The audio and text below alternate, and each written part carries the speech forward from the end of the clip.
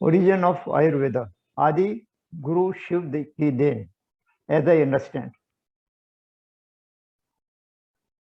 Ayurveda is a highly evolved protocol of treatment written in Atharveda.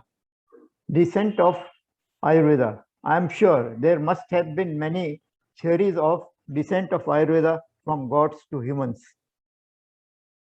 Some believe that Ayurveda descended to mankind directly from Brahma through Dhanvantari, who in turn passed it on to Charak and Sushruta, and thereafter it percolated down to the humans of the present era through Ayurvedic doctors, Veds, and its teachers. It is postulated and believed, at least I do so, that the entire Ayurveda was dictated by Adi Yogi Shiv to Sapt Rishis. These rishis passed it on to Dhanvantari and subsequently to Charak and Sushruta. It then reached the present generation of Ayurveda practitioners, mostly by words of mouth rather than in form of written texts and books.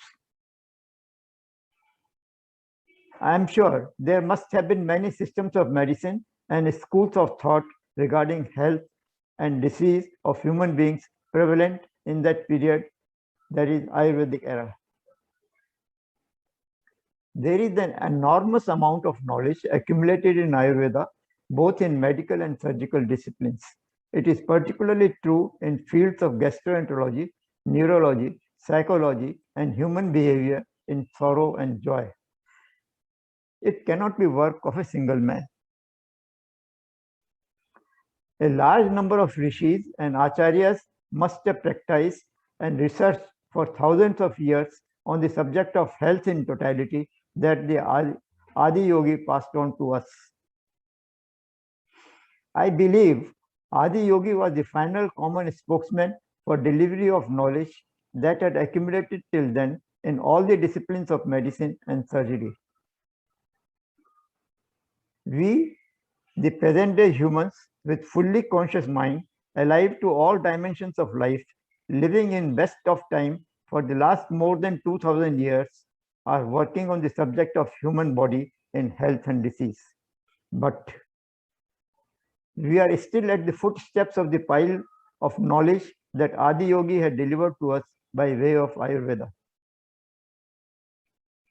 Today, we have well-developed hospitals, laboratories, equipped with computers, automated machineries, supported by nanotechnology and atomic power, gene therapy, and so many other contraptions to treat patients, record their data, and analyze it to carry out research. But I have searched the entire internet through Google. I have seen over 5,000 videos on YouTube of various stalwarts like Sadhguru Jagdish Vasudev, Maharshi Mahesh Yogi, Shri Ravi Shankar, Jiddu Krishnamurti, Dr. Deepak Chopra, V.K.S. Iyengar, Dr. Parmeshwar Arora, and many others who have studied yoga and Ayurveda and described beautifully the wonders that Ayurveda is capable of doing to mankind.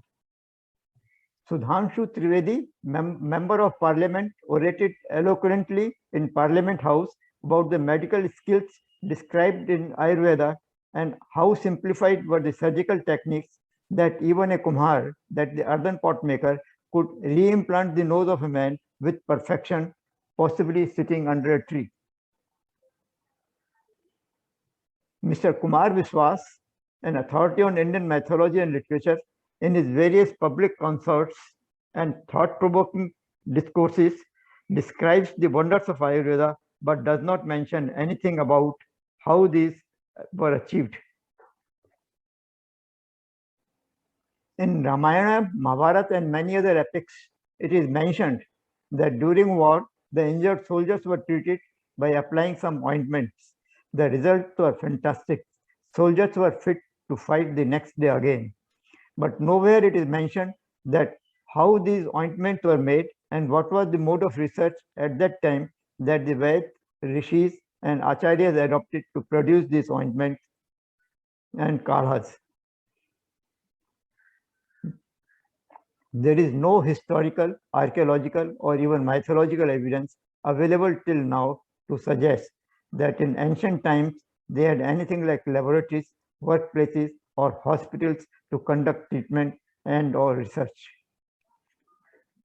The ultimate question is, what was the mode of research that was adopted in the Ayurvedic era? Probable answer is in the next video. Kindly subscribe. It is free.